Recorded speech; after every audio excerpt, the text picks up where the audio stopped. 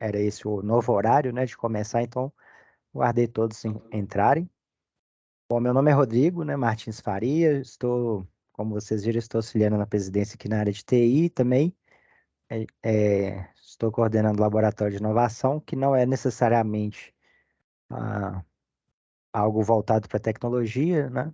Como vocês têm podido ver aí no evento, um evento, um propósito muito, muito bom, maravilhoso. Queria dar parabéns para os organizadores. A Josiane que entrou em contato comigo, então eu não sei exatamente quem está na organização, mas quem estiver está de parabéns aí. Tribunal de Justiça do Mato Grosso, começando muito bem na área de inovação.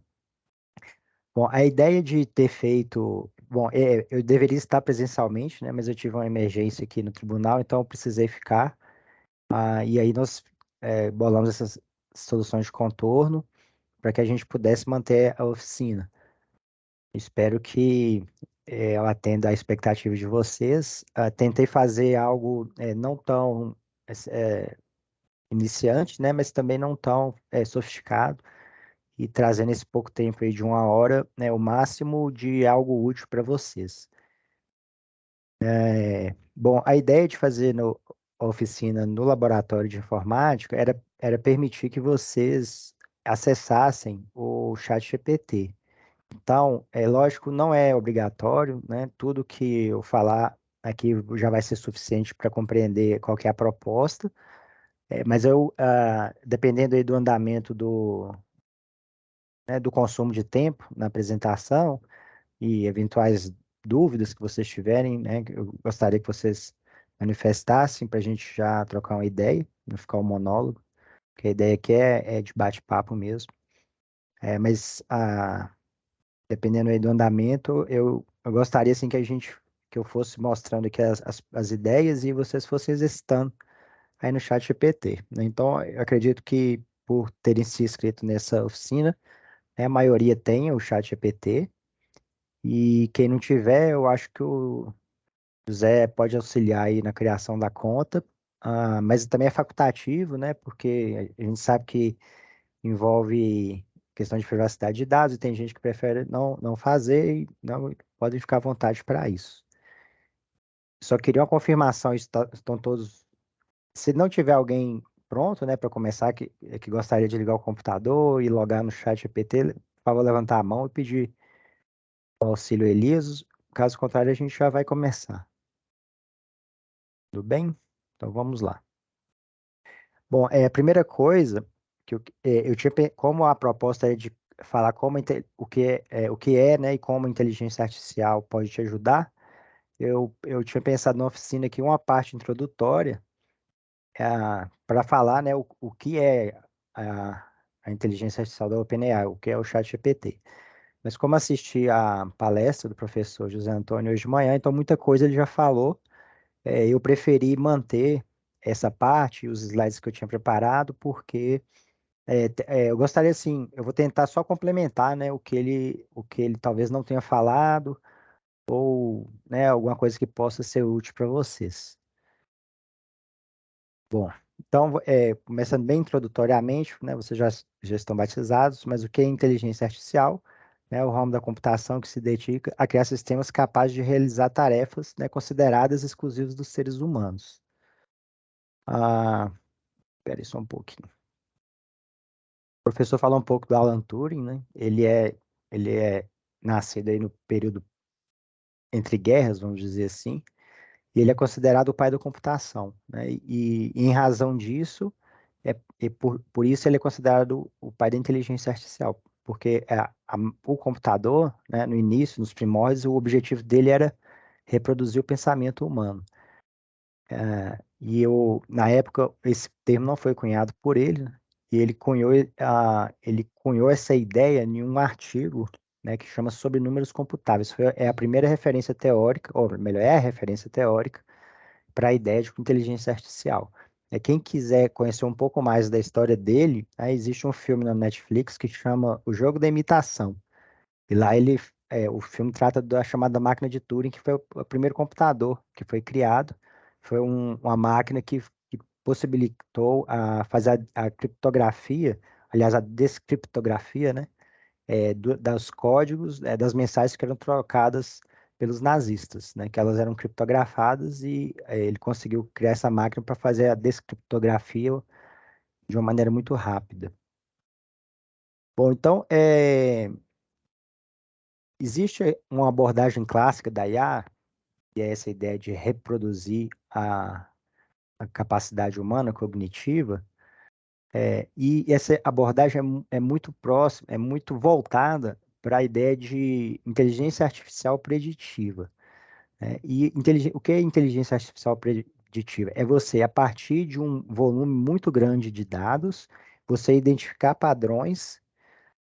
E a partir desses padrões, né, é considerado esse volume de dados, o métodos estatísticos fazer uma predição por probabilidade. Então, o que que eu quero dizer? Se existe um grande número de fenômenos, então, por exemplo, todo dia eu acordo 8 horas da manhã, e aí eu tenho, isso são dados, né, são informações, e aí eu faço isso durante um ano, né? Então, é, por método de estatística, a probabilidade é que no próximo dia eu também acorde 8 horas. Então, eu tenho, vou falar assim, eu não entendo de estatística, mas vamos supor que a estatística, mesmo que eu acorde todo dia 8 horas, ele vai falar que eu tenho 95% de chance de no próximo dia, né, depois de 1.000 dias, no 1001º dia eu acordar às 8 horas da manhã. Então, basicamente é isso que a IA faz. Ela analisa os dados e fala assim, estatisticamente existe um padrão e a probabilidade desse fenômeno se repetir é de tantos por cento. E aí ele começa a fazer essas predições. Então, a IA tem essa capacidade de apontar para a gente algo que vai acontecer, ou que deve acontecer, analisando dados passados, né? Por isso que a gente chama aí a abordagem clássica IA preditiva.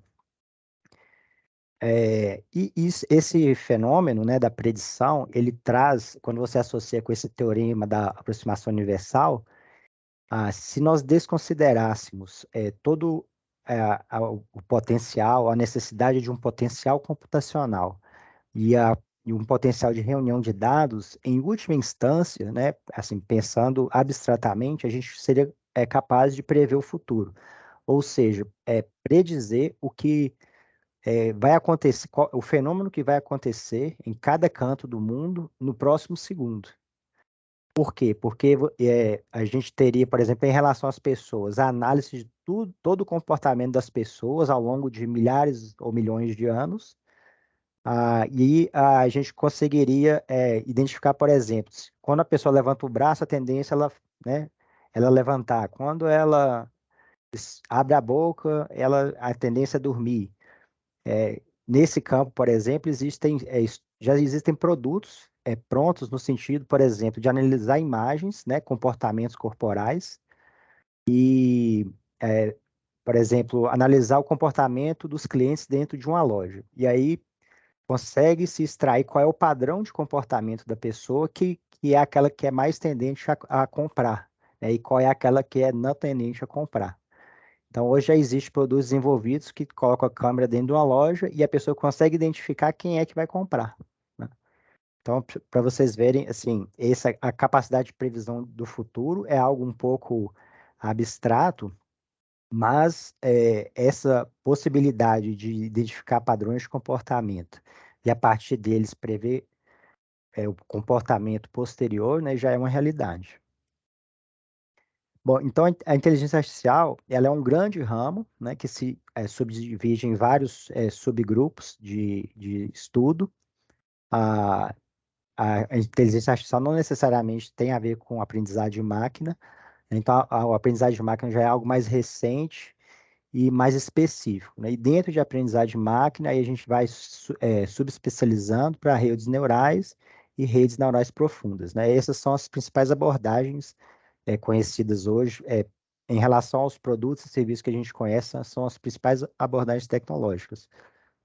E cada uma, não que uma seja melhor do que a outra, né? Cada uma tem uma aplicação dependendo do problema que precisa ser resolvido, né? Então, aqui, só para dar uma ilustrada rápida, né? Então, assim, ó, aprendizado de máquina clássico, né? Então, aqui ele é melhor aplicado para dados simples, né, e características que estejam claras. Ah, agora, se você não tem dados, né, mas você tem um ambiente para interagir, e aqui a gente está falando, né, de pessoas que possam treinar a máquina, então a gente aplica o aprendizado por reforço. Se você tem dados complicados, né, e características não muito claras, né, aí você vai utilizar redes neurais e redes neurais profundas. Aqui na aprendizado de máquina clássico, a gente pode dividir em aprendizado de máquina supervisionado e não supervisionado. Então, eu vou dar um exemplo aqui de aprendizagem de máquina supervisionada. Aqui nesse esquema está dizendo que ele é mais aplicável com dados pré-categorizados, que são os dados rotulados. Então, por exemplo, classificação, para predizer uma categoria. Aqui no TJ de Minas, a primeira experiência que a gente teve com inteligência artificial foi a necessidade que a gente tinha de identificar dentro de um processo judicial, né, do PJE, qual documento era a petição inicial. Por quê? Ah, porque os advogados tinham, né, não sei se tem ainda, o costume de na petição, na hora de juntar a petição inicial, na parte de edição de texto, eles só colocam a frase, né? Segue a petição inicial em PDF. E aí eles juntavam uma petição inicial em PDF, mas sem rotular, né? Identificar aquele PDF como sendo uma petição inicial. E aí ele aparecia na árvore do PJE como outros documentos, alguma coisa assim, o documento anexo, de forma que pela identificação, pela rotulação, a gente não conseguia identificar dentro do processo qual era a petição inicial. Por que que isso era necessário? Porque a gente tinha um projeto de fazer a correção da classe do assunto, e a gente chegou à conclusão de que o melhor documento no processo para a gente conseguir identificar a classe do assunto seria a petição inicial. Então, a primeira coisa que a gente precisava era identificar qual documento era a petição inicial. E para isso a gente teve que fazer um treinamento. A gente pegou 4.000, aliás, 4.000 documentos, 2.000 documentos que eram petição inicial e 2.000 documentos variados que não eram petição inicial. E aí ficou uma pessoa falando com a máquina. Olha, ela mostrava um documento, aí eu falava, isso é uma petição, isso não é uma petição, isso é uma petição. Até que ele aprendeu. E, bom, essa é o que é chamado do aprendizado de máquina supervisionado, porque existe uma pessoa supervisionando o aprendizado, efetivamente ensinando a máquina, né? E já o não supervisionado é a ideia de você entregar para a máquina um conjunto de dados e ela identificar padrões. Então, aqui no exemplo aqui do esquema, tem, por exemplo, o método de clusterização, que é a ideia de você pegar os dados e identificar quais são parecidos, né? E agrupar os parecidos entre si, separando daqueles que não se parecem. Aqui tem uma ilustração legal, né, que vai dar mais ou menos essa ideia, né? Supondo que cada ponto desse fosse um dado ou conjunto de dados, a gente pode pensar em cada ponto desse sendo um processo judicial. E aí nós precisaríamos agrupar esses processos por similaridade. Então, os pontinhos aí já estão coloridos, né? Mas aí já seria uma fase posterior em que os dados já foram submetidos a um modelo de inteligência e ele já identificou qual é a característica de cada um. Então, num método de clusterização, ele faria essa identificação. Deixa eu ver se ele vai rodar aqui. Eita, por que você não está rodando, filho? Ei, safado. Vou voltar um pouco aqui. Então, caso vocês tenham dúvida, tem uma mãozinha aí, vocês podem Vamos ver se vai. para ele lá que ele responde as perguntas de vocês, tá bom?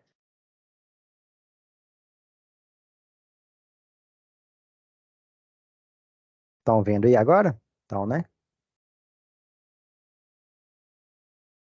Aqui, agora vai. Mas ele vai cortar. Olha só, rapaz. Tá difícil, mas eu vou conseguir. Calma aí. Hum, agora vai.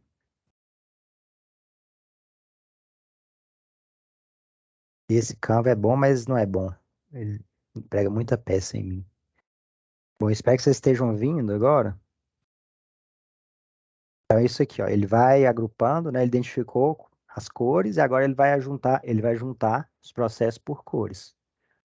E isso é basicamente um processo de triagem, né? Dentro de uma grande massa de processos, né? Ele não sabe qual que é qual e vai agrupar por identificação. Então, isso aqui é um processo que é, por exemplo, utilizado na inteligência artificial Vitor, né? Atos, que é ler os processos e juntar aqueles que são parecidos. Isso é uma técnica também que é, por exemplo, muito usada. A gente está construindo aqui no PJE a possibilidade de, quando os processos estão lá naquela caixa de conclusão do juiz, aí os processos conclusos eles ficam agrupados por similaridade. E aí a gente pode escolher a similaridade de petição inicial, similaridade da última petição juntada. Então, por exemplo, no caso de última petição juntada, vai juntar todos aqueles que foram juntados sob estabelecimento, ficam todos juntos, né? A pessoa consegue fazer um despacho massivo, por exemplo. Bom, aí aqui, já outra modalidade aqui é a regressão linear, né? E aqui está indicando, por exemplo, que é usado na petição de tráfego, né? De congestionamento. Então, por exemplo, o modelo de inteligência artificial que é usado no Waze. Então, o que acontece no Waze? Por exemplo, existe uma rua lá que todo dia ela fica engarrafada. Então, o Waze tem essa informação que todo dia tem X pessoas, né, naquela rua, naquele horário, e automaticamente ele faz a predição que no outro dia, se tiver X pessoas ali, a velocidade vai ser Y, né? E aí automaticamente ele começa a calcular por qual via ele consegue conduzir o usuário para fazer o trajeto de forma mais rápida.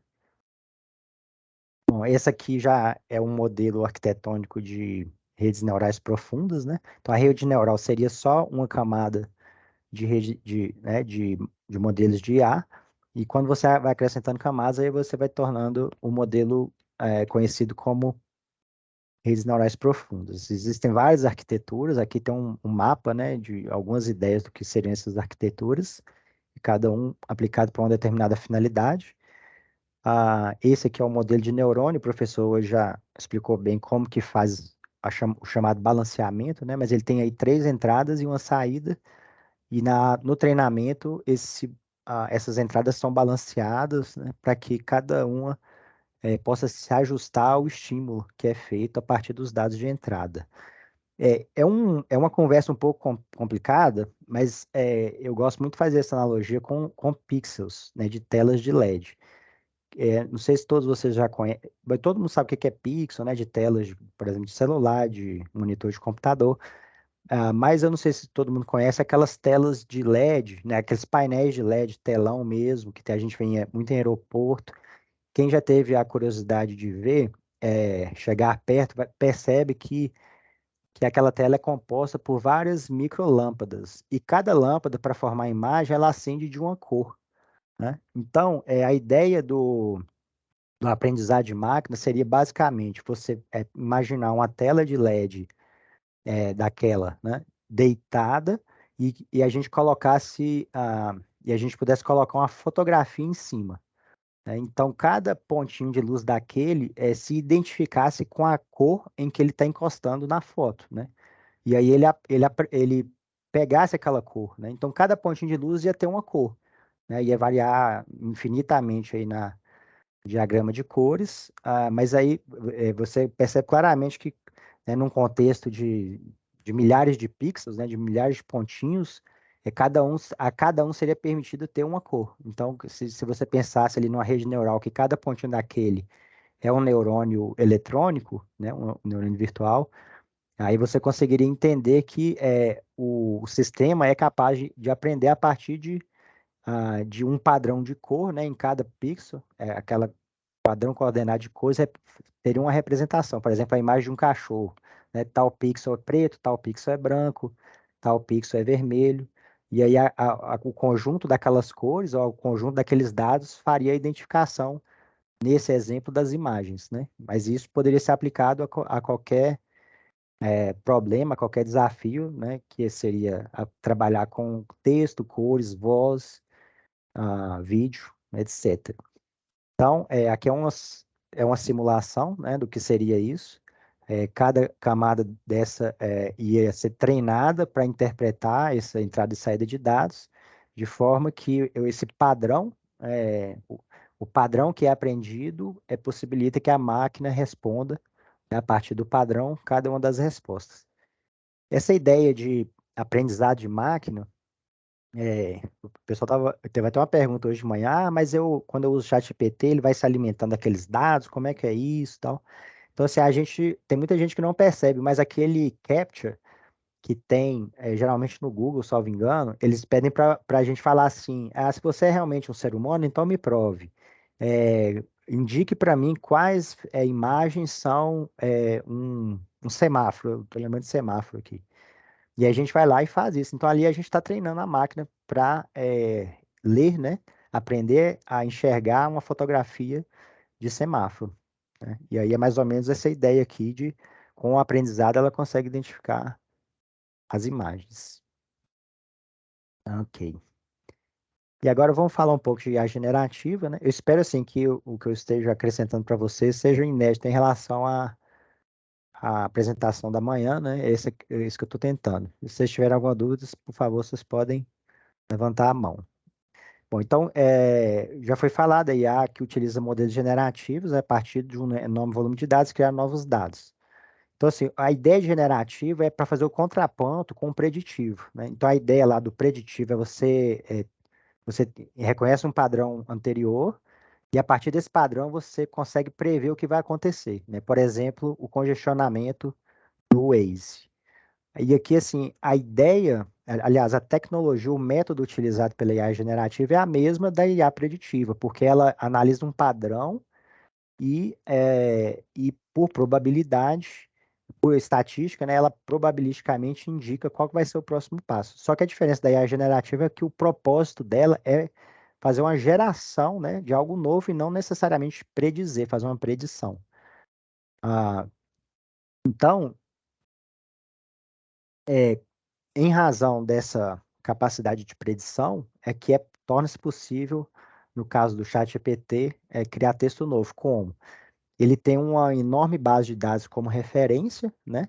E aí a gente dá um start no chat, que é fazer uma pergunta, né? Fazer um contexto, e aí ele junta aquele contexto, considerando toda aquela base de dados de treinamento dela. Então, assim, por exemplo, deixa eu ver se os exemplos estão aqui. Então, aqui, nesse exemplo, né? O gato então, considerando a base de treinamento dele, que são, acho que no GPT-3 são 175 bilhões de parâmetros, ele vai pensar, ó, eu tenho aqui, né, sei lá, trilhões e trilhões de textos, e aqui tem uns que falam que o gato é bonito, né? Tem um texto aqui que fala que o gato é bonito, tem outro que fala que o gato é esperto, tem outro que fala que o gato é branco.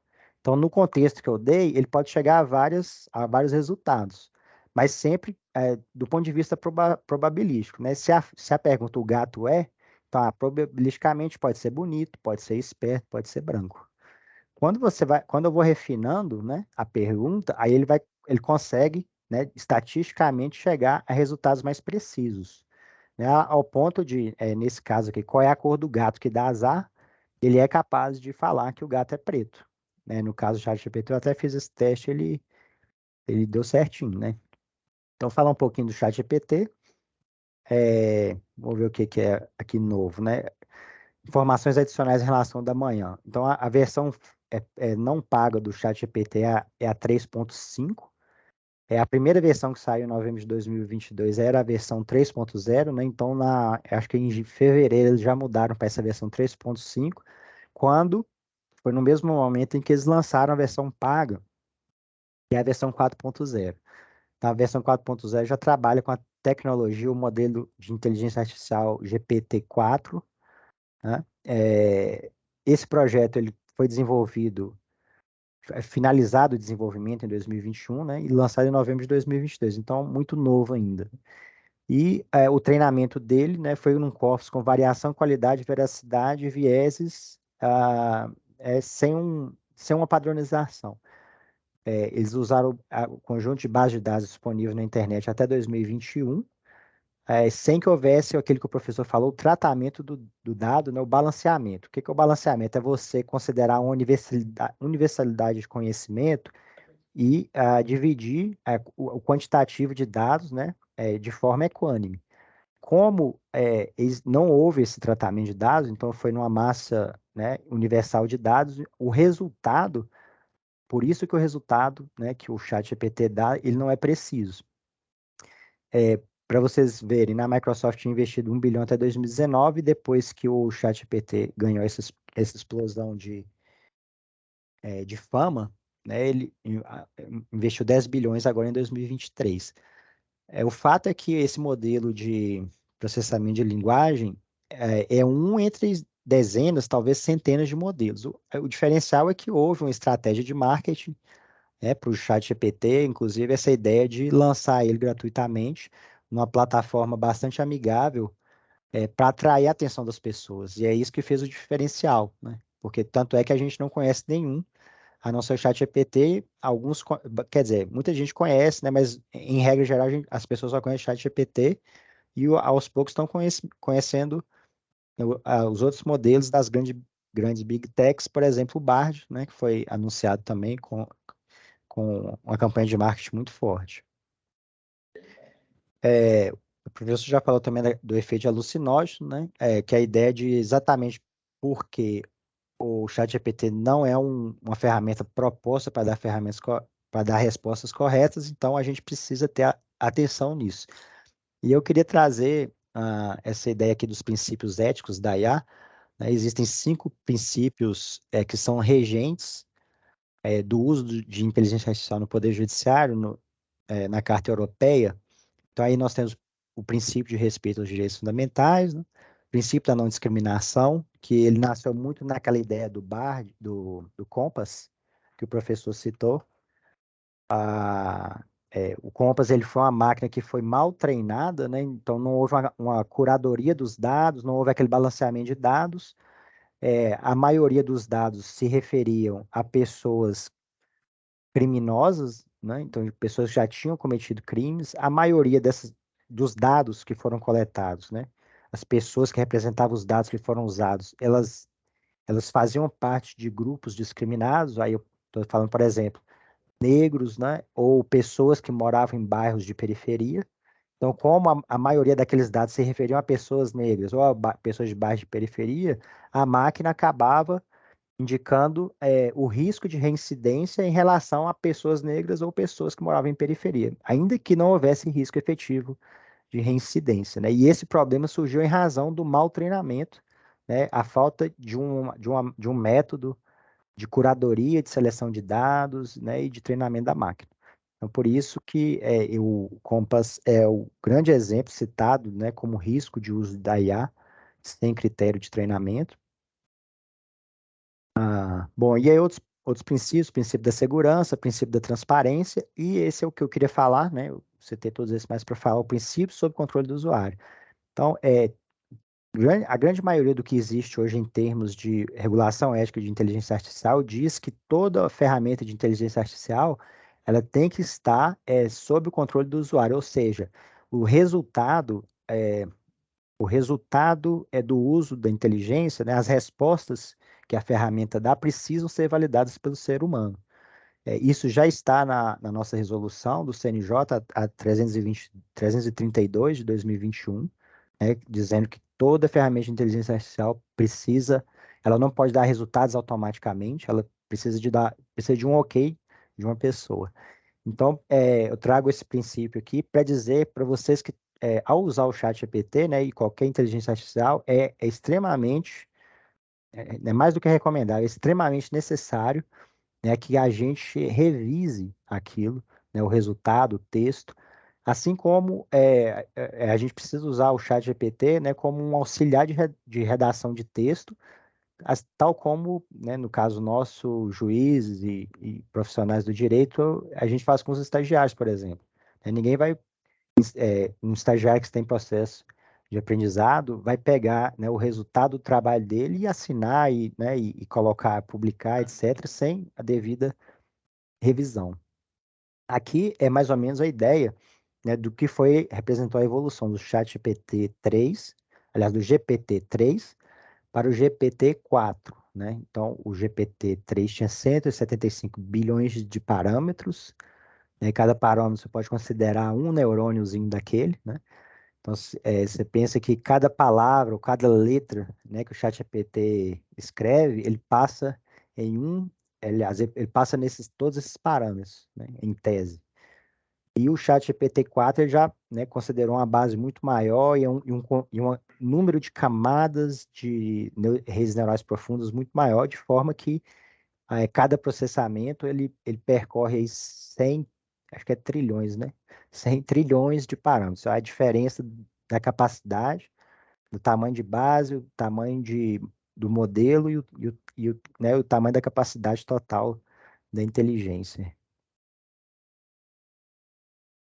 Bom, e aí, como vocês já perceberam, né, na apresentação da manhã, né, o chat GPT, na verdade, é só um exemplo de um movimento muito maior que está surgindo, que é o uso das IAs generativas, né, em uma ampla gama de usos. Aí eu trouxe aqui para vocês várias sugestões de aplicações, né, que podem ser aplicações web ou extensões de navegador, né, com o qual vocês podem se beneficiar, né, com a qual as inteligências artificiais generativas podem ajudar nas nossas tarefas do dia a dia. Enfim, eu vou deixar, como no final vai ter um QR Code da apresentação, e toda essa apresentação vai estar disponível para vocês. Então, se vocês tiverem interesse, vocês podem vir aqui, ver a descrição, né, de cada uma dessas aplicações e testar, ver se, né, eu fico à disposição também se vocês tiverem alguma dúvida em relação a alguma delas. Eu já testei algumas, não todas. E aquilo que eu falei hoje numa pergunta, né, da manhã, no bate-papo, né, se o judiciário poderia usar a IA generativa, né? E eu falei assim, olha, a própria Microsoft já incorporou a essa altura do campeonato, já incorporou ao Office 365. Eu não sei se vocês viram esse vídeo, eu vou passar para vocês. É um clipe, né, mostrando como que foi construída a ideia dessa interação do ChatGPT com o Office. Ver se eu vou conseguir botar esse trem para rodar aqui.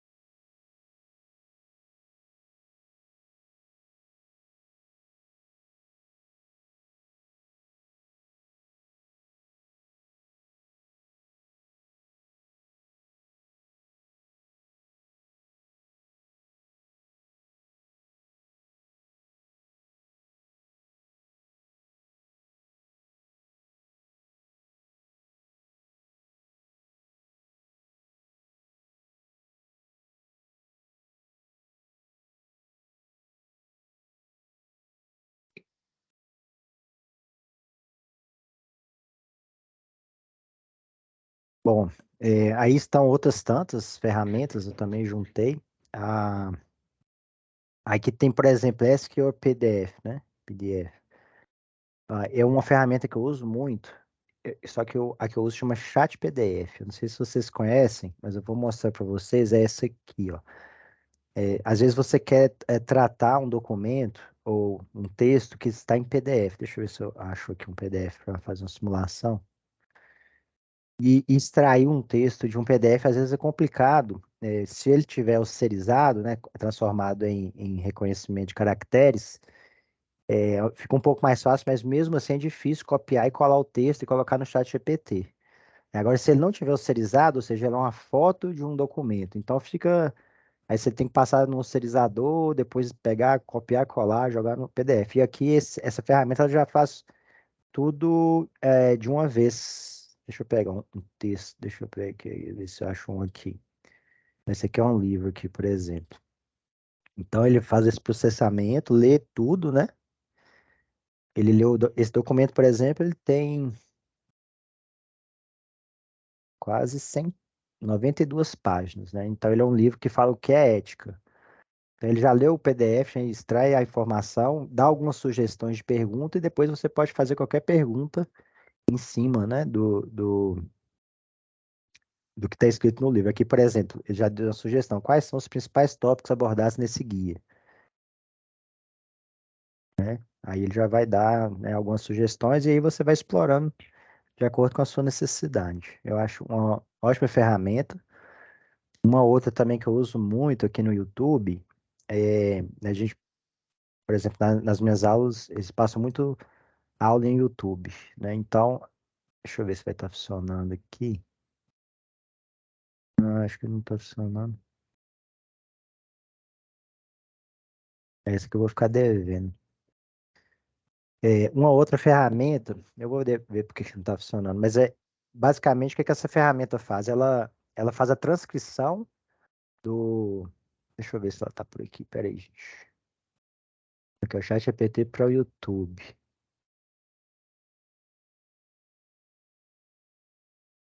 Ela está funcionando até agora há pouco.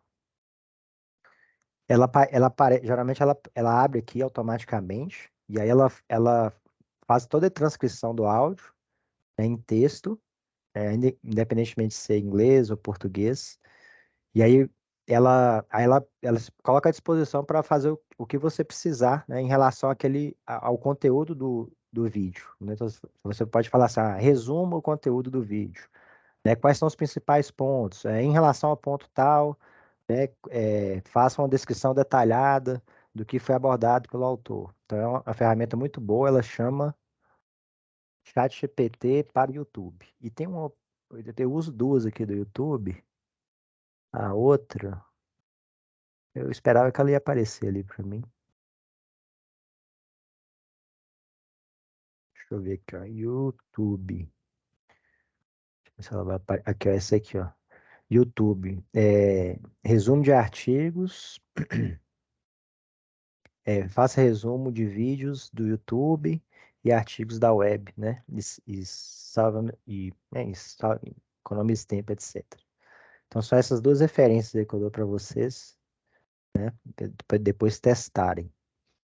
Uma outra também que eu uso muito é essa aqui que chama Mônica. Vamos ver se ela vai abrir aqui. Eu acho que é por causa que está compartilhando, por isso que não está dando certo. Geralmente, ela está aqui, ó. Está na outra tela. Ver se ela vem para cá. Não. Precisaria compartilhar em outro lugar. No final, eu vou compartilhar para vocês se sobrar tempo, senão a gente não vai ter tempo suficiente. Tá? Bom, então, assim, tudo isso que eu fiz a introdução é para tratar desse tema principal, que é para poder dar dicas, né, para vocês de como usar o ChatGPT no dia a dia. Então, a gente chama isso foi convencionado ser chamado de prompt, né, prompt de comando. E aí a ideia o prompt é uma palavra em inglês, né, que tem várias acepções, ela tem acepções como verbo, como adjetivo, como substantivo, mas a ideia aqui é como a ideia do verbo de indução, né, de induzir, impelir o sistema a dar a resposta que você quer. E isso passa necessariamente pela ideia de contextualização, né, porque, igual a gente falou lá atrás, você precisa contextualizar onde que sua mente, sua ideia, sua imaginação está se situando para que ele busque naquele imenso conjunto de dados, por aproximação, por probabilidade, as respostas, né, que correspondem ao nosso objetivo. Então, por isso é que quanto melhor for a contextualização, né, as instruções que a gente dá para o chat GPT, melhor vai ser a resposta. E aí a gente vai conseguir extrair mais da capacidade do chat GPT. Eu me lembro muito bem em novembro, quando saiu a ferramenta, eu perguntei uma coisa, eu sou muito objetivo, né, péssimo de comunicação, de, de escrita também, no sentido de ser muito objetivo com as minhas falas, com os meus textos. E aí eu fazia uma pergunta de 3, 4 palavras, né? E ele retornava coisa nada a ver. Eu falei assim, nossa, isso é uma porcaria, isso não serve para nada. E depois eu comecei a pesquisar e ler bastante sobre artigos, né? Até depois até o Gartner, que é a grande referência mundial em assessoria de tecnologia, né? Soltou alguns artigos, algumas apresentações, e aí eu comecei a compreender, né, toda essa parte aí que eu quis trazer para vocês, de entender como ela funciona para aí realmente poder extrair a potencialidade dela. Então, o prompt, né, eu vou tratar aí mais ou menos da ideia de contextualização, é essa entrada, a instrução fornecida por a gente, né, para solicitar uma resposta, que é mais ou menos a ideia de um start, né, um ponto de partida para que ela dê esse retorno. Eu trouxe essa imagem aqui, ela se refere a um conceito de computação que é a ideia de linguagem computacional, né, que são os tipos de códigos que são usados para programação. Existem né, várias linguagens, aí tem, por exemplo, tem a Pascal que está citada, hoje a mais famosa é a Python, Java, né, a gente sempre, o Java é a parte lá de web, de internet. E existe uma classificação que é chamada a linguagem de baixo nível e linguagem de alto nível, tá? A linguagem de baixo nível é a linguagem que se refere à comunicação do software com o hardware. E ela é muito. A característica dessa linguagem é ser muito próxima da linguagem da máquina. A máquina tem uma linguagem binária, né? De 0 e 1, que é a linguagem digital. Então, a sequência de 16 letras, né? Aliás, 8 letras, 8 números, desculpa, né? Formam um bit, né? E aí, quantidade de bits forma byte, e assim vai, né? Byte, kbyte, megabyte, gigabyte, etc. Mas na origem, né, da comunicação computacional, toda a troca de informação é feita pelo conjunto de zeros e uns, né? Então, quando a gente fala em linguagem de baixo nível, essa linguagem de 0 e 1, né, que jamais compreensível pelo ser humano, a gente está falando de linguagem de baixo nível, ou seja, o software conversando com o hardware. É uma linguagem, por exemplo, que é usada na BIOS, né? Não sei se vocês conhecem, mas tem um chip de memória no computador que ela faz a comunicação inicial do computador quando a gente liga. E aí ele começa a conversar, é o primeiro software que é acionado para conversar o hardware, a parte de hardware com a parte de software. E à medida que as camadas de software vão se afastando do hardware, aí a gente vai aumentando o nível da linguagem. E à medida que esse nível aumenta, mais a gente vai chegando próximo da linguagem humana. Então, por exemplo, eu estudo, né, gosto de Python. Quando a gente estuda Python, a gente aprende a linguagem, a gente vê que é muito próximo do inglês, né? Assim, a linguagem é usada em inglês, né? E aí a gente associa inglês com lógica. E assim, é muito inteligível. Lógico que tem regras que a gente precisa decorar, mas é muito inteligível do ponto de vista da linguagem humana. E aí, por que que eu trouxe isso para vocês? É porque o ChatGPT, a IA generativa, eu diria assim, que é o ápice da linguagem de alto nível, porque ela é totalmente aderente à ideia de linguagem computacional aderente à linguagem humana, né? Existe uma camada intermediária entre o ChatGPT e essas linguagens de computação, são chamadas tecnologias ou métodos de programação low code ou no code, né? Low code, assim, são métodos de você programar um software usando baixa capacidade de codificação. Então, por exemplo, existem alguns chatbot, né, que é algo que está em voga aí. Chatbot é aquela parte assim, quando você entra no site da empresa e começa a interagir, falando que quer renovar o contrato, enfim. O que que ela faz? Ela todo software de chatbot, ele vem para você programar do tipo de construir caixinhas, né? Colocar as perguntas dentro das caixinhas e ir puxando as setinhas montando um fluxo. Se vocês conhecerem Visage, né, que é um programa para montar fluxos, vocês vão e você conhecer as ferramentas, você vai ver que é muito próximo, que é mais ou menos a ideia de como montar caixinhas. E depois a programação vai seguindo o fluxo que você montou pelas caixinhas. Então, essa é uma linguagem low code ou no code, né, dependendo da abordagem. E, e nessa perspectiva, né, as IAs generativas são exatamente a capacidade de você fazer as programações usando 100% uma linguagem natural, né, então de altíssimo nível, eu diria. Pessoal, tá tudo bem aí? Tudo bem. Tudo certinho? Beleza. Alguma dúvida? É porque o Teams aqui some da minha frente, eu fico meio. Tá até aparecendo para vocês, né? E quando eu vou passar, eu vou seguir aqui. Bom, então assim, o prompt ela pode ser uma pergunta, uma frase, ou qualquer texto, né?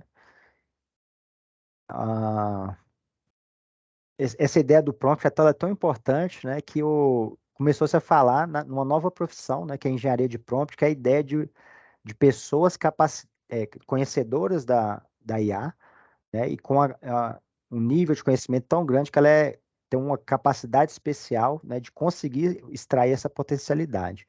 Eu particularmente achava que isso era uma anedota, assim, uma lenda, né, do mundo virtual, mas até que um dia eu encontrei um artigo do Gartner, estava relendo ele para hoje, e lá tem expressamente isso: ó, os líderes das organizações devem se preparar para a engenharia de prompts como uma nova habilidade técnica que precisará ser desenvolvida juntamente com as ferramentas de IA. Né? Gartner, que, né, quem conhece aí a parte de gestão, parte de tecnologia, sabe que uma das grandes lideranças mundiais em assessoria de tecnologia, juntamente, por exemplo, com a Deloitte também, é uma concorrente dela forte. Bom, então, assim, algumas ideias de como a gente pode trabalhar os prompts, né? Primeiro, eu trouxe a ideia de contexto, que engloba a ideia do prompt mesmo, como contextualização da pergunta que a gente quer fazer, né? Assim, ser o mais assertivo, o mais preciso possível, mas também a ideia de que o contexto é um componente específico da pergunta, né? Então, você precisa, se você tem essa pretensão, é interessante que você situe o assunto que você quer tratar, né, contendo informações, dados relevantes para orientar a máquina. E aqui eu estou falando, por exemplo, assim, se você quer fazer uma pergunta específica ou construir um texto específico de um momento histórico, né, no espaço ou no tempo. Então, eu quero construir um texto de história que se refere ao Brasil pré-colonial, né? Então aí você coloca, olha, considerando o Brasil pré-colonial, né? Aí seria a ideia assim de você adicionar uma informação de contexto. Eu coloquei aqui, eu fiz esse teste aqui, por exemplo, considere o evento disponível no site tal e faça um resumo. Aqui o site é exatamente do evento aqui, Labs 6566. O chat GPT-4, o assinado, que é o meu caso, ele tem o que a gente chama de web scraping, que é você extrair os dados da internet. Deixa eu colocar aqui. E Labs. Eu acho que, pessoal, eu acho que, só para controlar o tempo, já está mais ou menos com 75% andado. Você sabe o horário que termina? E para mim consta 1h30. Então daria mais ou menos para você 16h10. Vocês conferem depois? José, sabe dizer? Essa informação eu não tenho. Não me foi passado o horário de término do É evento. porque. 7 horas. Não, não. Não, você é doido, moço. Tá acabando, não tem nem saliva para isso tudo. Ó, a Aristeu falou pra cá. Mas tem a festa, eu duvido que ele não vai na festa. Ó, a próxima atividade é 17. Ai, ai. Professor, aquele programa que o senhor tem fala Renato Filho, sou magistrado aqui no estado de Mato Grosso. O Eu não programa. tô ouvindo. Tá baixo para mim. Pediu. Vem falar aqui, ó. Fala perto do. É que esse aqui é o microfone. Meu nome é Renato Filho, eu sou magistrado aqui no estado de Mato Grosso. Tá bom, Renato? E tudo bem. A minha pergunta é: aquele programa que o senhor disse a respeito de vídeo do YouTube, ele é um aplicativo dentro do Chrome, é isso? Porque eu achei sim, não e sim, né? Não para o senhor, né? Porque senhor, Deus Tá. me livre. Mas me chamar de senhor. Mas aquele aplicativo, né, é igual a maioria desse que eu tô colocando aqui para vocês, que é o que a gente chama de extensão de navegador. Não sei se vocês conhecem, mas ele se sobre eu uso no Chrome. Eu não sei se tem outros tipos de navegador, mas a maioria, eu acredito que tem para a maioria dos principais, né? Firefox, Edge. Eu uso o Chrome e aí ele funciona como extensão de navegador, ele se sobrepõe ao sistema. Já acredito que você sabe o que que é, né? Então, mas é Sim, extensão de navegador. que foi esse que eu encontrei. Tem um Sumarize.tech, que eu me lembro que eu havia lido uma reportagem num desses sites de tecnologia, mas eu acredito que ele só coloque em inglês o resultado. Eu não consegui fazer transformá-lo em português. Ah, tá. Esse que eu uso, você chegou a anotar? Anotei, obrigado. Tá. Os dois que eu uso, eles funcionam nas duas línguas. Inclusive, é selecionável lá nas configurações o idioma de resposta. Entendeu? Eu não sei porque que hoje o meu resolveu não funcionar. Deixa eu até mudar de lado aqui. Tá danado, viu? Só dá zebra na hora. É, então vamos lá. Ah, tá. Fazer o caso do Labs, né?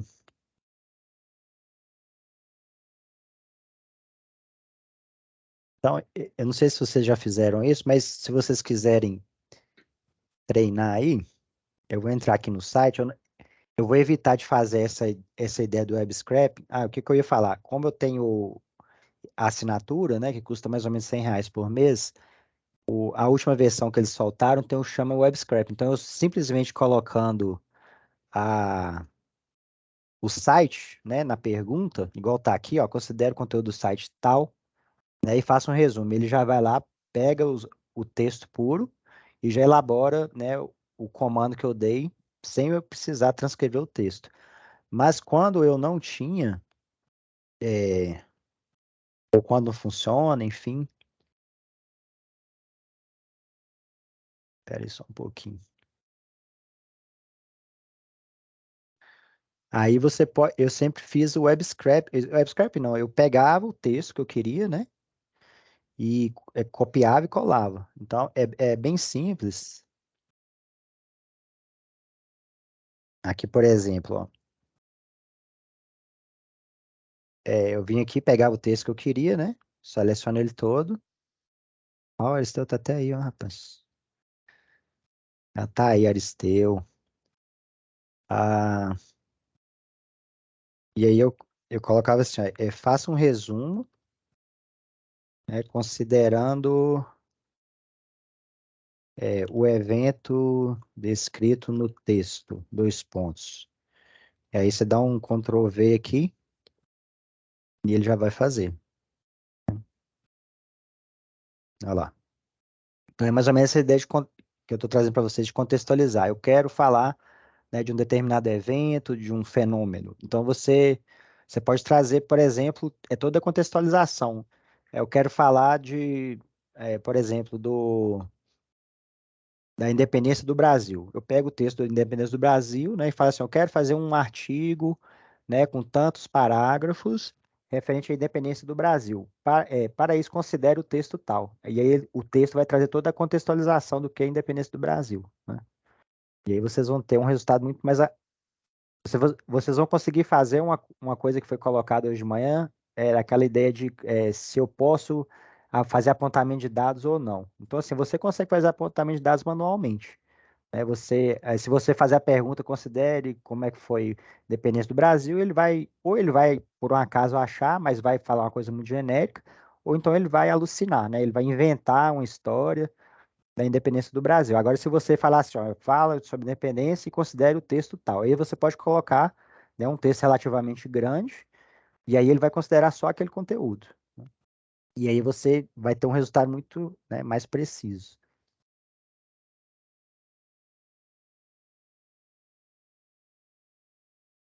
Peraí, deixa eu Bom, dando sequência, objetivo, né? Então, aqui é a ideia de você colocar um propósito principal em fornecer, aliás, né? A ideia principal, quando você faz uma pergunta para o ChatGPT, é te dar informações, gerais para o usuário, mas você pode fazer um apontamento para ele, colocando outros objetivos, como, por exemplo, persuadir, influenciar. Aqui algumas sugestões. Você pode pedir assim, foque ou direcione, foque é a resposta em determinado sentido, direcione, né? Motive alguém a fazer algo, influencie alguém a fazer algo. Então, eu trouxe aqui 9 exemplos, né, dos que eu lembrei, dos que eu consegui encontrar, mas aí eu trouxe aqui, ó, esse aqui foi uma ideia que eu trouxe, né? Redige um e-mail para o seu chefe, comovendo o seu chefe, né, o meu chefe de me dispensar do trabalho no dia do meu aniversário. Então, é diferente de você faça um e-mail para o meu chefe falando que eu não vou trabalhar, né? Aí ele vai falar, olha, chefe, eu não vou trabalhar hoje, etc. Agora, se você falar para comover, né? Aí ele vai adotar outra tonalidade. Isso eu acho aqui. Eita.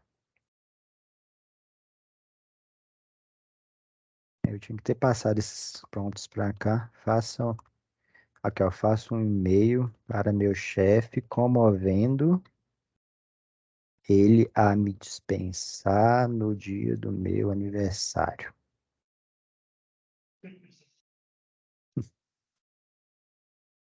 Vamos lá. Eu já começa enrolando o cara, né? Que, ó, espero que essa mensagem te encontre bem. Gostaria de aproveitar, aí dar um elogio, né? Que é aquele efeito sanduíche, você falar uma coisa boa para depois falar uma coisa ruim. Gostaria de aproveitar a oportunidade para expressar minha gratidão pela oportunidade de trabalhar nessa empresa, né? No entanto, gostaria de fazer um pedido especial relacionado ao meu aniversário. Entendo perfeitamente que a equipe conta comigo, no entanto, gostaria de compartilhar alguns motivos. E assim, é, dife- é diferente, por exemplo, se eu fizesse, ó, faça um e-mail, quer ver, ó, para o meu chefe, pedindo para me dispensar do meu aniversário. Vamos ver como é que. Eu tinha que ter feito tudo o contrário, vamos ver.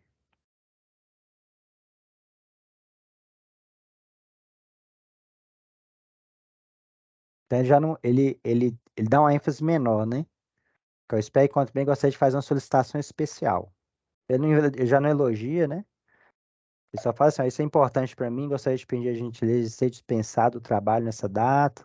Entendo que é a importância do compromisso, né? Garanto que me organizei e agradeço a atenção. Então, isso aí é diferente você colocar essa ideia de trazer o objetivo, né, da pergunta que você está fazendo.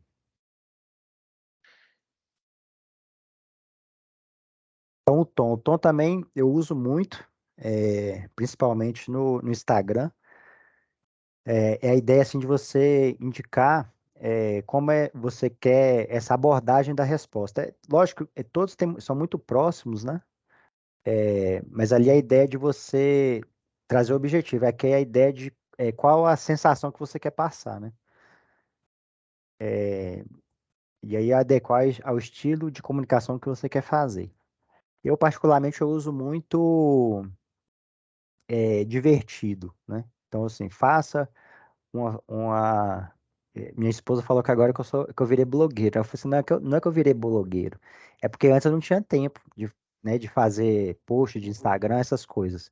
E aí, quando eu comecei a estudar ChatGPT, eu vi que a principal abordagem do ChatGPT era a questão de ser usado para rede social, né? Para fazer post, para fazer sugestão de vídeo, de YouTube, etc. E aí eu comecei a fazer, mas assim, eu só passo o comando, ó, considere o texto tal e faça um post de Instagram divertido, descontraído, descolado. Então essas são expressões que eu uso muito. Então aqui eu estou usando como exemplo, faça um discurso em tom formal para a abertura de um evento de direito processual civil. Vamos fazer um teste aqui. Aí, pessoal, se vocês quiserem ir testando aí também, se tiverem alguma dúvida, viu? Enquanto eu faço aqui, ó, faça um discurso.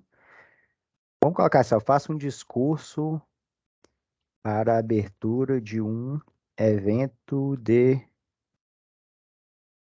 evento, um congresso, né? Congresso de Direito Processual Civil. Curto aqui que eu já vou antecipar, senão fica muito grande. Então, assim, vamos ver só o primeiro parágrafo. É com grande honra e entusiasmo que dou as boas-vindas a todos vocês a este Congresso de Direito Processual Civil. Este evento marca um momento de encontro e troca de conhecimentos entre os mais renomados especialistas da área. Agora, você vinha colocar aqui, ó, faça um discurso formal, né?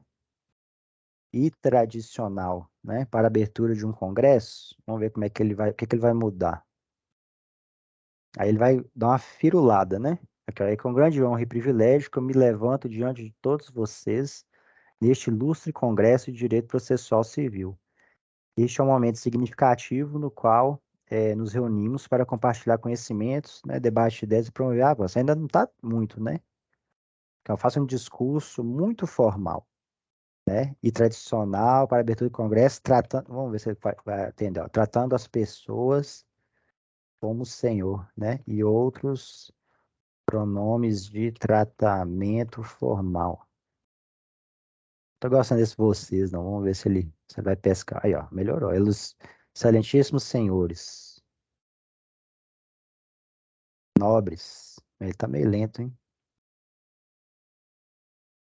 Bora, meu filho.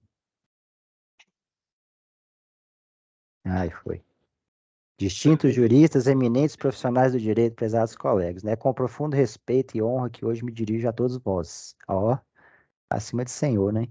Nesta solene abertura do Congresso, né, Direito Processual Civil, neste augusto evento, reunimos as mentes mais brilhantes e experientes do campo jurídico, com o intuito de fomentar o conhecimento, a troca de ideias e o aprimoramento constante das práticas processuais. Entendeu? Então, eita. Ô, rapaz, onde que é?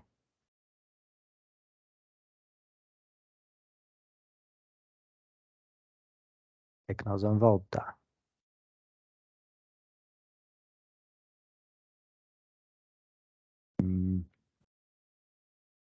Quem sumiu?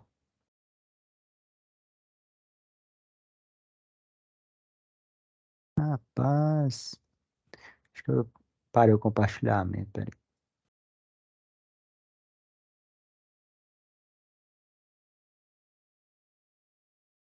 Aí, pronto. Beleza. Então, formato, né? A gente pode também pedir para adotar um formato especial, estrutura. Estão vendo aí, pessoal? Tá. Beleza. Então, formato, estrutura também. A gente pode, por exemplo, pedir em formato de PDF, né? Em formato de código computador, de linguagem computacional, XML, que é, o Aristeu gosta muito aí, que é transferência de dados, né? Gráfico, tabulação, planilha, enfim, de acordo com a necessidade de cada um de vocês. Um exemplo que eu gosto muito, que é bastante ilustrativo, é a ideia de fazer tabela, né? Então, aqui no caso, aqui,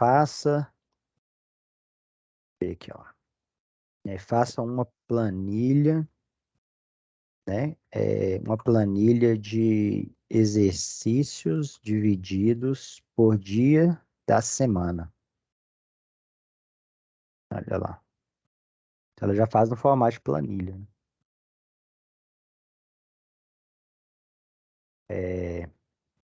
Eu vou falar assim, ó,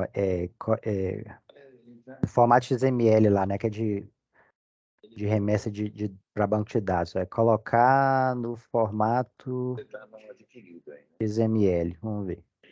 Olha lá, já põe no código de.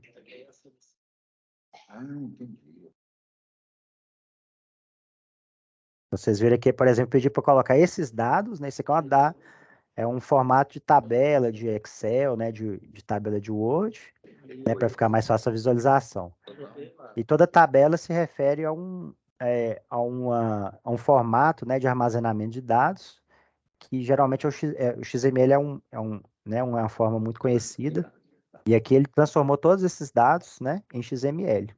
Então, por exemplo, quando o CNJ pede para remeter dados lá do DataJu, módulo de produtividade mensal dos juízes, para aparecer lá naqueles painéis, a gente envia nesse formato XML.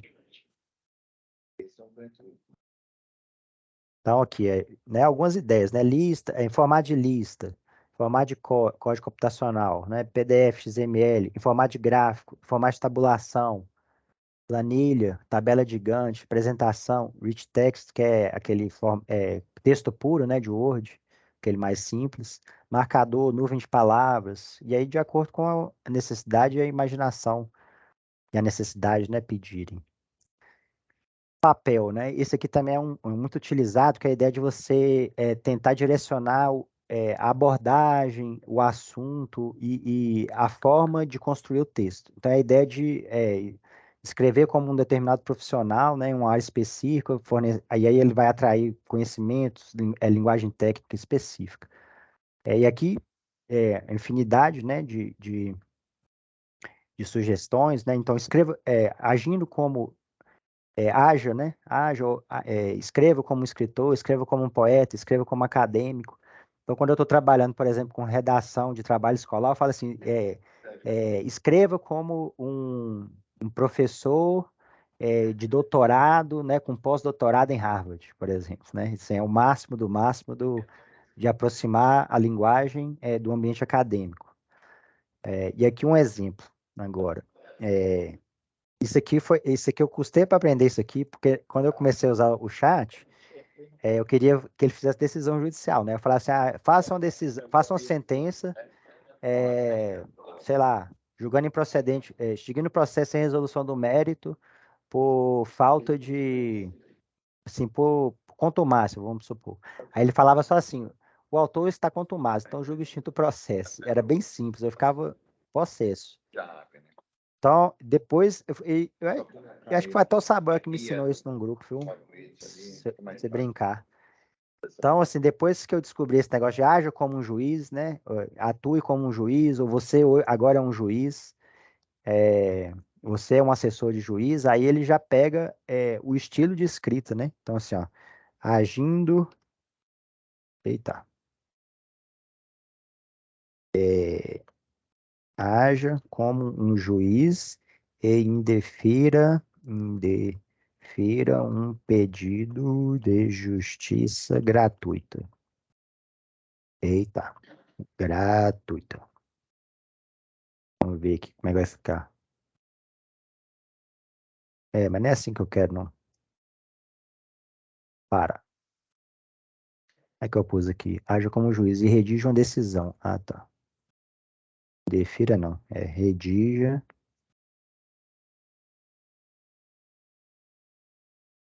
E redija uma decisão indeferindo um pedido de justiça gratuita.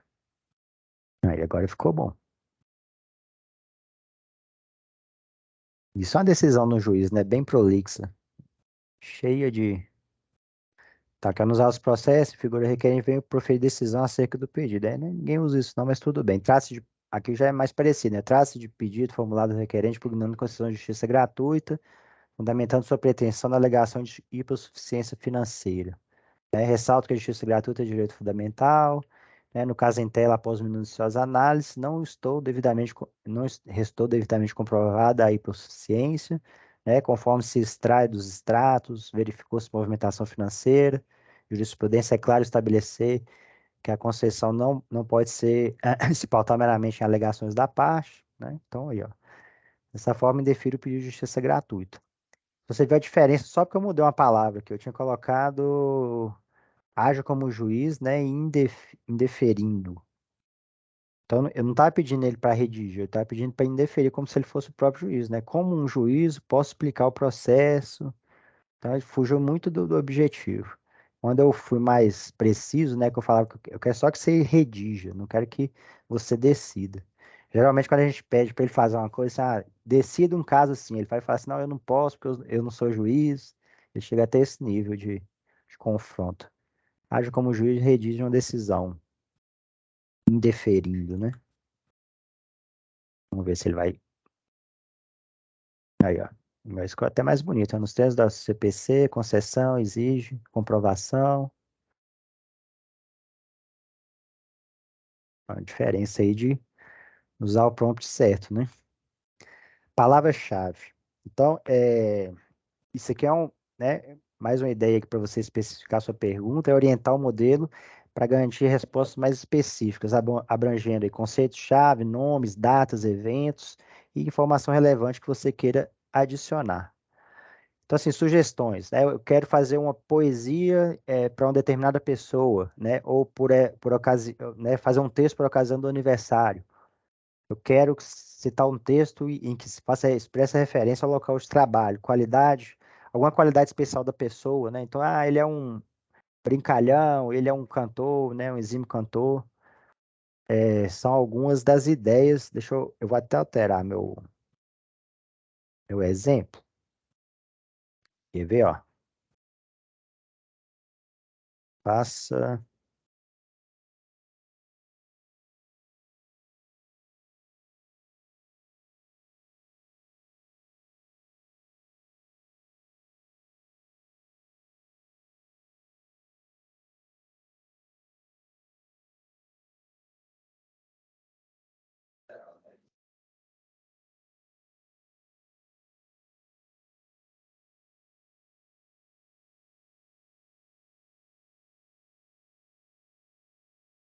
Aqui, ó. Então, faça uma poesia, né, para Aristeu, juiz do TJ de Mato Grosso, e um homem de grande coração, amante da música e dos bons amigos e um paizão de família. Vamos ver o que ele arrumou aqui para nós. Aristeu, um juiz de coração nobre e justo, no palco da justiça com sabedoria e custo, com sua toga imponente, revela a verdade com a música da lei, trazendo equidade. Então, ficou bem grande, né? Então, assim, isso aqui mudou minha vida para dar parabéns para meus amigos, sabe? Porque eu tinha uma preguiça doida de fazer o texto, né? Eu sempre tinha um padrão, era assim, ó, parabéns, muita saúde e paz, que Deus abençoe imensamente. Era sempre a mesma, mesma frase. Aí até que eu descobri o chat GPT, aí o que que eu faço? Faço uma poesia em razão do aniversário de fulano, né? Esses dias foi um amigo meu que chama Theo, ele já bateu um carro aqui na Contorno, era um Gol verde, eu falei assim, ó, fala que ele bateu um carro verde, né, no Gol verde, ele é pai de fulano, né, marido de ciclano, aí vem, faz aquele negócio super contextualizado, né? Ai, ai. Agora, limitações. Acho que vocês perceberam essa necessidade. A principal utilidade da limitação é você limitar o número de parágrafos, o número de linhas, né? Então, eu comecei a usar isso muito. Às vezes eu quero uma resposta curta, né? E ele manda oito parágrafos. Aí eu falo assim, não, faça em um parágrafo só, de 8 linhas, né? Então você pode restringir época, restringir espaço, contagem máxima de palavras, caracteres, exclusão de determinada palavra, né? Você não use a palavra tal, ou use a palavra tal, né? Num exemplo ali atrás eu coloquei, ó, use um pronome de tratamento formal, né? Mas eu poderia falar o seguinte, eu poderia pedir um texto, ele vir falando senhor, né? O senhor, né, Vossa Excelência, aí eu poderia falar, não use Vossa Excelência, né? Que aí porque às vezes você pode fazer isso manualmente, mas se o texto for grande, tiver muita repetição, é mais fácil você simplesmente mudar o comando, o prompt, e falar assim, não, use a palavra tal, que aí você ganha muito tempo. Então, eu posso pegar qualquer exemplo aqui, desse que a gente estava usando. Cadê? Olha aqui, ó. Então, aqui nessa poesia do Aristeu, né? Eu posso falar assim, ó. Vou voltar aqui. Família com duas estrofes, né? Acho que é. Com duas estrofes. Vamos ver se ele vai me obedecer. Às vezes ele não obedece, não, viu? Não, aí, ó, tá vendo? Foi embora. Vamos falar assim. Vamos com 10 linhas.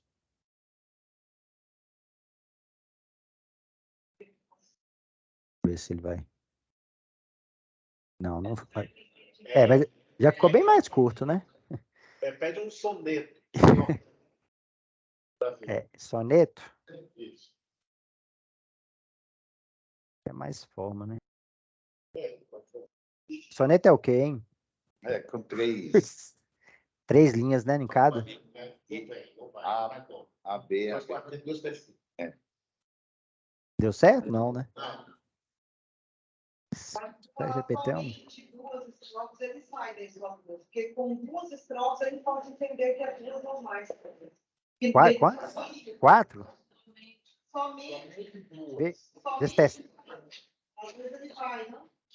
Deixa eu ver, se é no máximo com 4 estrofes. Mas, né, qualquer palavra mais indicativa, aí talvez ele vá. 4 estrofes.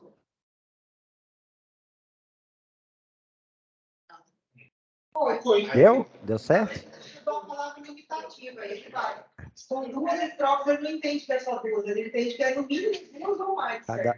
Cada uma estrofe com 4 linhas. Tá bom que vocês já pegaram, estão melhor que eu, já pegaram a ideia. Então, vamos ver, olha lá.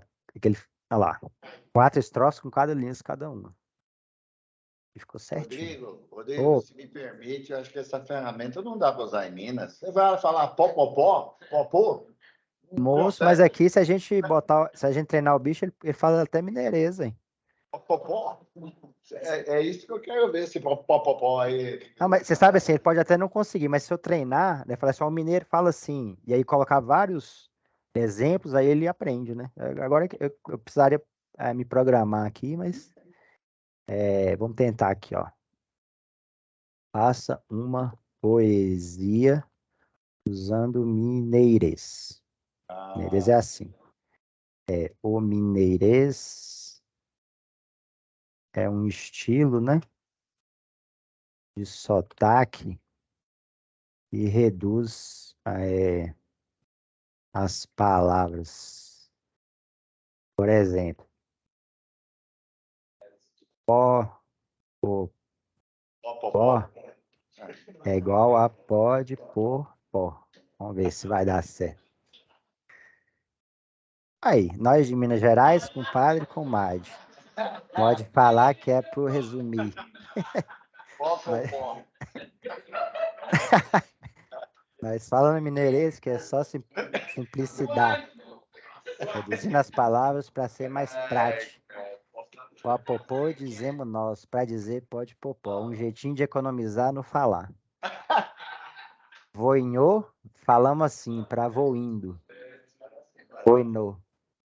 E os verbos a gente pode conjugar. Aí, ó, tá vendo? Mas assim, se eu passasse mais dados, ele vai aprendendo, né? Assim, mais exemplos. Aí ele vai absorvendo a ideia.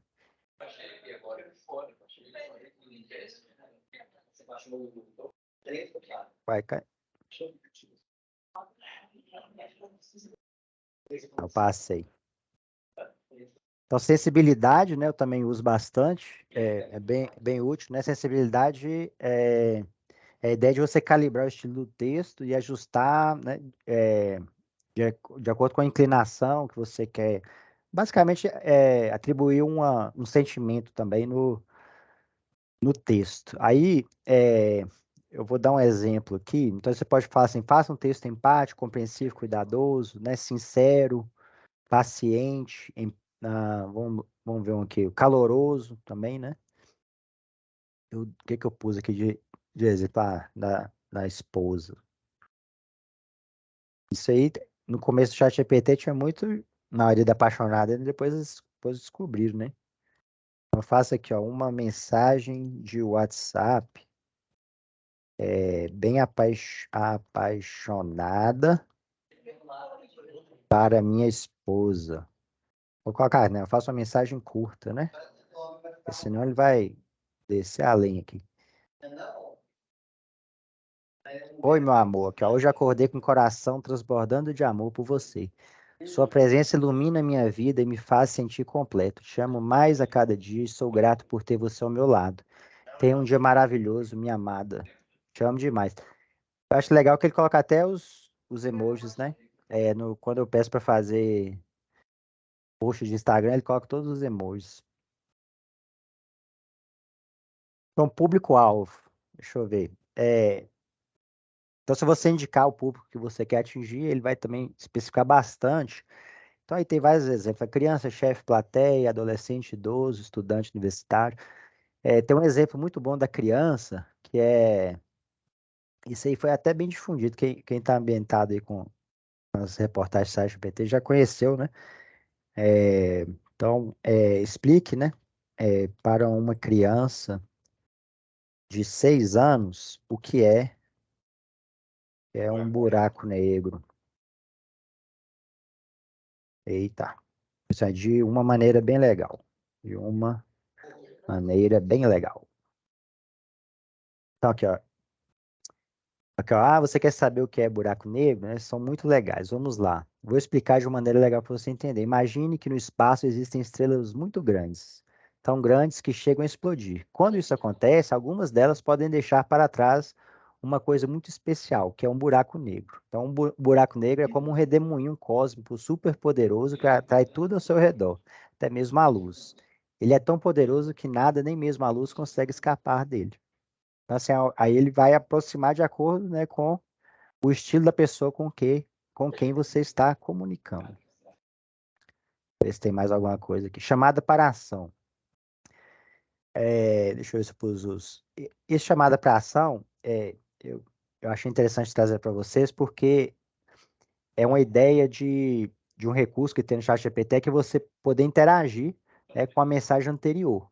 Então você faz um pedido, ele dá uma resposta, e aí depois você consegue refinar o resultado da pesquisa apenas acrescentando o que você quer adicionar ou retirar. E uma coisa muito interessante aqui é que o ChatGPT trabalha com a ideia de token. Token é uma medida, é uma métrica para tráfego de dados. Eu lembro que a gente fez um cálculo aqui na hora quando a gente estava mensurando o custo, né, do consumo da API do ChatGPT, e eu acho que 280 tokens correspondiam a 200 livros de 200 páginas. Então, é mais ou menos um token corresponde a um livro de 200 páginas. Por que isso é importante? Porque, às vezes, quando você coloca uma informação muito grande, ou a resposta da sua consulta é muito grande, ele para, ele trava, ele fala assim, se a pergunta é muito grande, ele fala assim, essa pergunta é muito grande, eu não posso responder. E quando a resposta é muito grande, ele vai escrevendo, escrevendo, escrevendo e para. É porque existe esse limite de tráfego baseado nesse cálculo com essa métrica token. Né? E por que eu estou falando isso tudo? Porque quando o ChatGPT começar a falar alguma coisa e ele parar, né? E quando a resposta é muito grande, ele para, basta você falar assim, continue de onde você parou. Geralmente eu uso continue e ele vai. Se ele não for, eu falo, continue de onde você parou. Se mesmo assim ele não for, aí eu vou e copio a última frase, o último parágrafo incompleto e falo assim, ó, o último parágrafo que você escreveu foi esse. Aí eu colo e falo assim, continue de onde você parou. Aí ele continua. Né? Porque se você pedir para ele reescrever do zero, ele vai parar mais ou menos no mesmo lugar. E aí você fica naquele círculo vicioso. Mas também esse negócio chamado para ação aqui serve para outras coisas, né? Você vai refinando, você pede para ele fazer faça um artigo do tema tal, ele faz. Aí depois ele fala assim, aí você pode fazer o refinamento. Em relação ao ponto X, né? Faça uma digressão maior, né? Faça um texto mais elaborado, mais ou menos isso. Agora a ideia da temperatura. A temperatura é uma expressão que eles estão usando para a gente conseguir graduar a capacidade de processamento que você quer que o sistema coloque, né, na sua pergunta, na sua resposta, para aumentar ou diminuir a qualidade. Então, assim, essa temperatura ela vem por padrão no nível 0, ela varia de 0,1 a 1, né? A 10, no caso. 0,1 a 1 ou de 1 a 10. E ela vem por padrão no nível 6, né? Então, se você quiser, se a resposta não está sendo condizente com aquilo que você espera, aí você pode colocar para considerar uma temperatura maior, né? Então, aqui num exemplo, né? Escreva para uma criança de 6 anos o que é um buraco negro.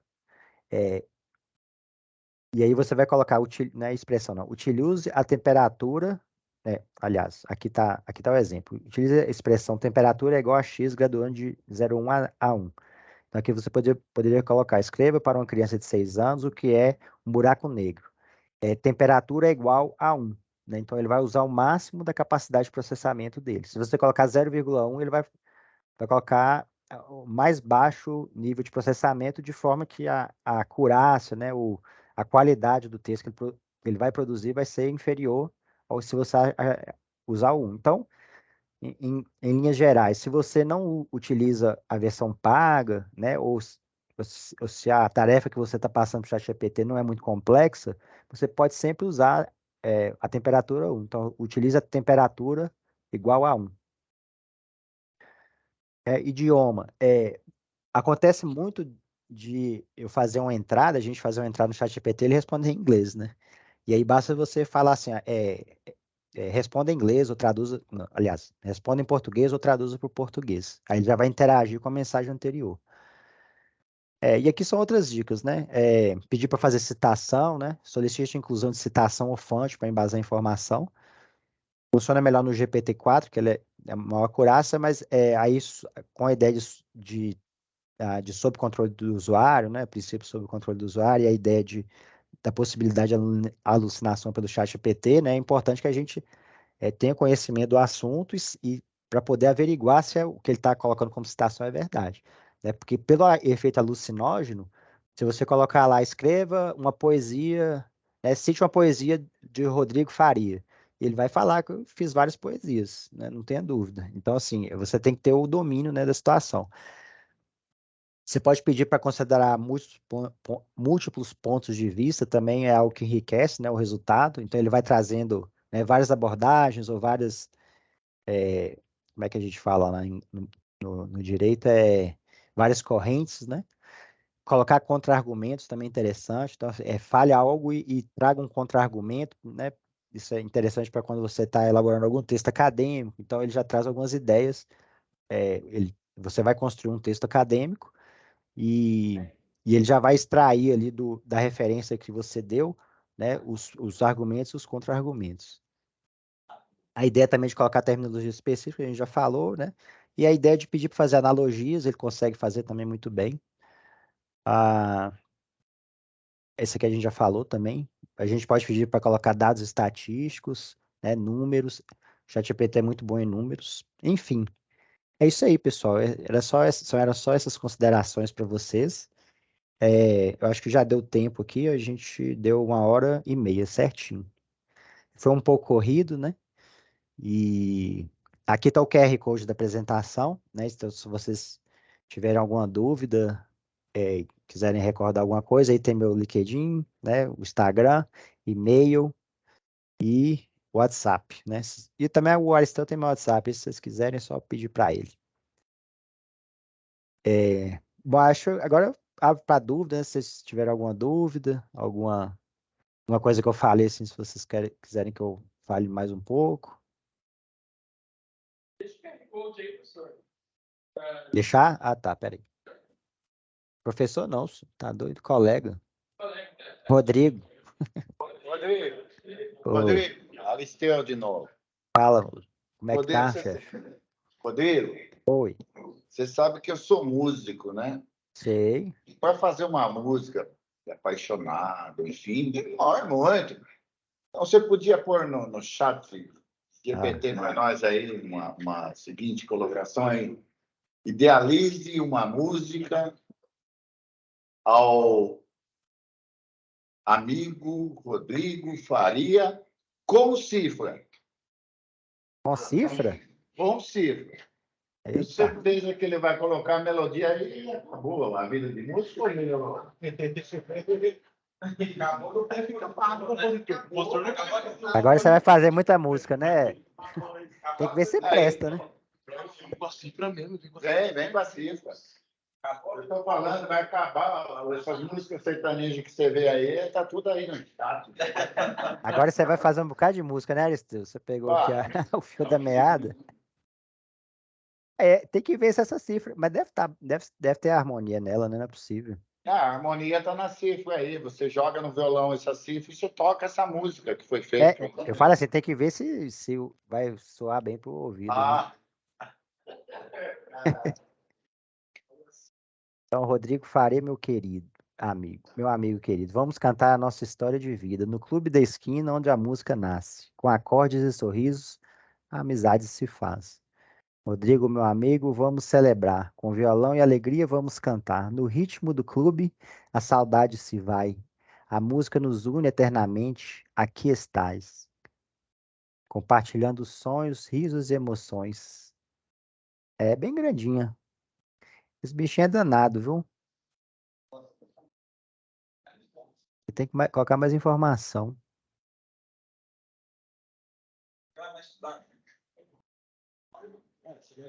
Um resumo de Sem Nome de José Alencar. Eu nem Você fazer um TCC. Deixa eu pôr o QR Code aqui. Faculdade tem trabalho de conclusão de curso, é a mais complicada. A maior dificuldade que eu tive na faculdade, pós-graduação, foi esse trabalho. Rodrigo, Fala, chefe. é Aristeu de novo. Como é que tá o som aí? Tá bom? Eu tô vendo vocês, eu tô na câmera aqui em cima, ó. Ô, Rodrigo, Em cima do telão. Para sua desgraça, eu vou estar em Belo Horizonte amanhã, tá? Não sei se Epa. terei tempo para te visitar, mas se eu tiver tempo, eu iria aí no tribunal para te dar um abraço. Não passa aqui para tomar um cafezinho? É, com pão de queijo. É, você vai lá no TRE, não é? Na Cris? Isso. Manda um abraço para ela. Tá, Bom, mas- pessoal, assim, então eu espero que tenha atendido aí a proposta, né, de dar algumas dicas para melhor usar o ChatGPT. Eu acredito, assim, que com essas ideias básicas, né, de introduzir o prompt, vocês tiverem um pouco de paciência e forem testando, vocês vão ver que vocês vão ter grandes resultados aí. E a ideia, lógico, não é substituir a gente, mas é que a gente ganhe tempo, né, de fazer texto. Texto é algo que consome muito tempo da gente. Se a gente conseguir só passar a ideia e obter um texto aí de maneira rápida, a gente agiliza muito a nossa vida. E é isso. Eu agradecer imensamente a paciência de vocês, né, principalmente o meu sotaque mineirês, eu sei que é bem carregado, vocês devem estar até estranhando. E aí desejo uma boa festa aí com a banda calorosa, né? Infelizmente eu não vou poder estar aí para tomar uma cervejinha com vocês, mas fico devendo e o Aristeu vem amanhã pagar a cerveja aqui que vocês ficaram me devendo. Beleza? Um abração para vocês e bom restinho de evento aí. Foi ótimo. Obrigado. Espero vocês aqui em Minas.